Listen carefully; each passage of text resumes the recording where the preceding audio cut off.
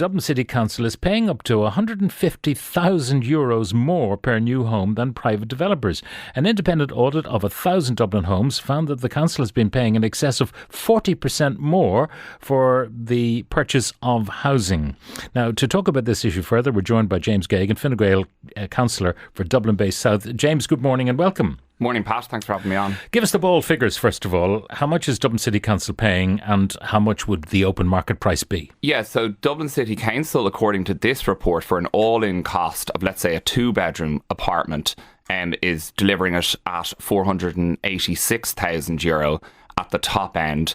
And the private sector is delivering that at roughly €100,000 less than that. That'd be 380. That's right, yeah. Where can you buy a two-bed apartment for 380 in Dublin City? Well, it's not the purchase price, it's just the construction price. So what they're doing is they're just comparing like for like on construction rather than purchase. So what this report has effectively done is they've said if Dublin City Council, so your local authority, if they're directly delivering social housing through a private contractor, they will deliver it for €100,000 more. But if you get the private sector to deliver you that exact same social house and deliver it up to Dublin City Council, they'll do it for €100,000 less. I mean, and that's effectively what this report has found. So there could be reasons advanced by Dublin City Council as to why this might be the case. Maybe the standards are higher because of building codes and all the rest. Maybe they have to develop on brownfield sites. There's a lot of maybe stuff to be knocked down to make way for this. All of those kind of factors might add to the price. Well, interestingly, the author of this report is Ronan Lyons, who your listeners will be familiar with, the professor in Trinity. And what he did was he ruled out what it wasn't. And because of the houses that they compared, he was able to say for definitive that it wasn't the difference in energy efficiency, it wasn't the difference in land, it wasn't the difference in community size, and it wasn't in the difference in floor space in terms of the actual space of the two-bedroom So per square metre, per square metre, precisely. And extra space for playgrounds and all the rest. All of that. None of that. None of that was the reason for the increased cost. So what he said was, in conclusion, public procurement must be an element of it. But one of the big findings in the report, and that's where we really have to see quite urgent and rapid change, was that they identified that within Dublin City Council, it didn't actually have an appropriate cost measurement system in place. So if a contractor was sending in its various invoices along the way for a project that Dublin City Council was directly delivering, Dublin City Council, in many cases, according to the authors of this report,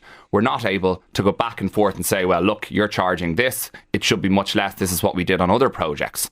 And that's quite concerning. So they don't have a project manager, if you like, for each one who says, hang on a second, you're charging so much for windows. How come we're getting windows elsewhere for much, much less? That kind of question. Yeah, well, they all have project managers, but what they didn't have was the same systems that, let's say, an approved housing body, which is just a non-profit body that builds social houses for the state, or, for example, a private developer. Do they not have a QS then that they attribute to each project? That'd be the basic thing, because anyone doing anything of any significance in terms of building, 3 or 4 houses, or even if Dermot Bannon was doing something on a Sunday night, there'd be a QS on hand to keep an eye on the costs. Yeah, well, certainly as an elected member, I have heard from a QS in Dublin City Council in general terms, but I think when they've gone into the nitty-gritty, what these auditors have found is that on certain projects, even if there was a QS,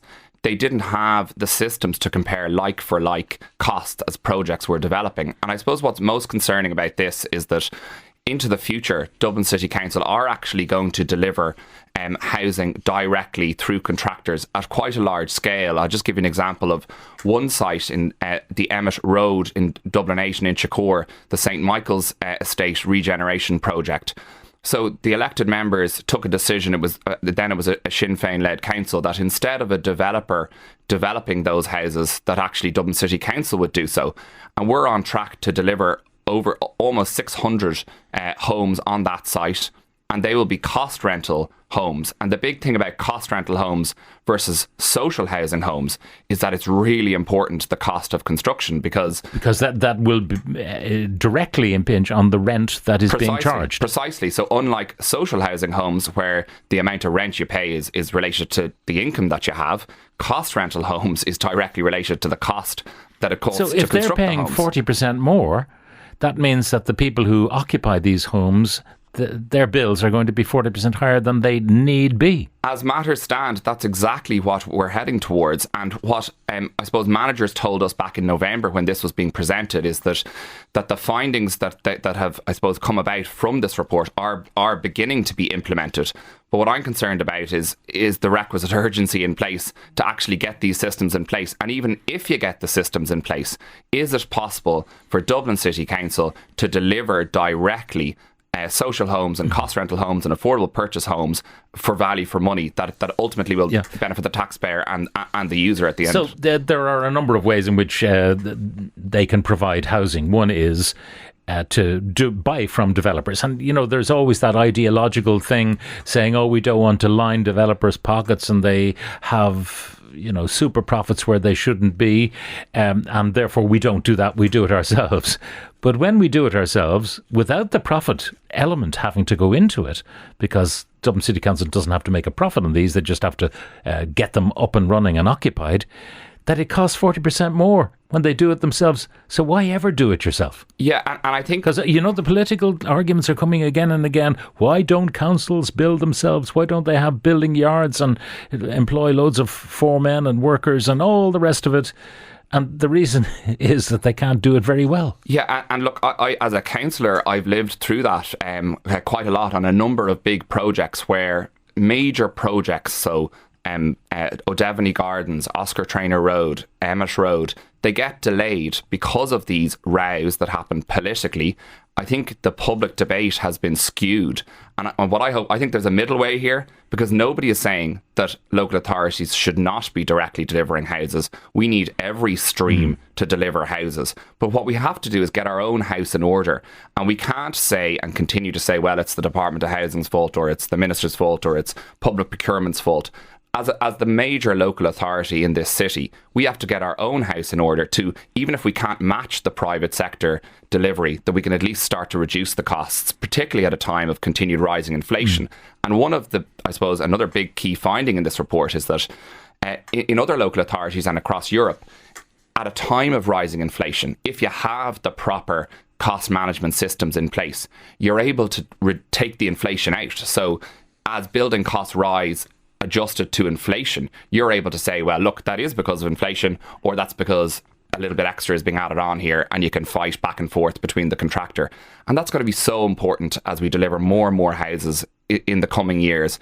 And if we don't have those systems in place, it's going to be the taxpayer that suffers, and perhaps even more importantly, the renter of this affordable home is going to suffer, and the future purchaser of an affordable home is going to suffer. One of the elements you mentioned, funds from the Department of Finance. Is there still a delay in, or the Department of Housing, still a delay in that department releasing funds? There's no delay in funding. We have never, for the last couple of years, from a management point of view, they have never said to us that there's a delay in funds is what slows things down. Now, what there are complaints about, and it's a mixture of between councillors and management, to be honest with you, is there's this thing called a 4-stage process of how homes are delivered that require the Department of Public Expenditure of Reform to account for monies that are being spent, and Department of Housing to account for monies that are being spent. But look, ultimately, I think what this report shows is that we do need a level of oversight in how houses are being delivered by our local authority, because the evidence, at least the clear evidence from this report, is that the 500 houses that we delivered over the last couple of years, we did so at a much higher premium cost than we should have done. Now, the question of the public procurement, tendering for any government job, be it a local authority job or a national government job, you have to go through all these EU tender processes that have to be transparent. So if, for example, I was to build 100 houses for DCC at a price that was agreed by everybody, me as a private developer, once I've built them, that's the end of the relationship. We have to start all over again. If DCC freed up another element of the site, for example, we'd have to start from scratch with a whole pile of tenders. You can't have an ongoing relationship with a council. You're doing a great job, but sorry, Joe Bloggs down the road wants to have a go at getting this job. Now, that might be interesting from a competitive point of view, but in a housing emergency, is that the right way to go?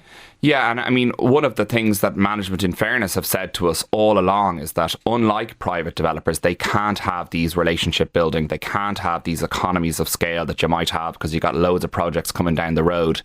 But again, the evidence doesn't stack up here, because what this report has shown is that approved housing bodies, which are non-profit independent companies effectively that deliver social homes, they too, in many cases, if not all cases, are subject to public procurement, and they're delivering houses at a lower cost, in some cases 25% lower than what Dublin City Council are directly delivering. So yes, unquestionably, public procurement, which we're bound by under EU law, increases cost. There's no question about that. But there's... You see, I can understand why you want to avoid the kind of sweetheart deals that people get too cozy with each other and, start to maybe cut corners or overprice or whatever, because, I won't mention any particular project, the National Children's Hospital, where you're captive to a particular contractor, and it's very difficult to control costs in that way. So Dublin City Council doesn't want to be captive to any particular contractor. Yeah, and I think that is fair. But if we don't even have the systems in place to know whether what the contractor is charging us is a premium or is above what they should be charging us, and we can't on an ongoing basis challenge that contractor, that excuse doesn't cut much mustard, really, because we spend a lot of time, I find, and I've noticed over the last couple of years at Dublin City Council, of blaming lots of other reasons for why costs are increasing. But here we have a clear report where it's about our house and getting our house in order, and we really have to see that done as quickly as possible. James Geoghegan, Fine Gael councillor for Dublin Bay South, thank you very much for joining us.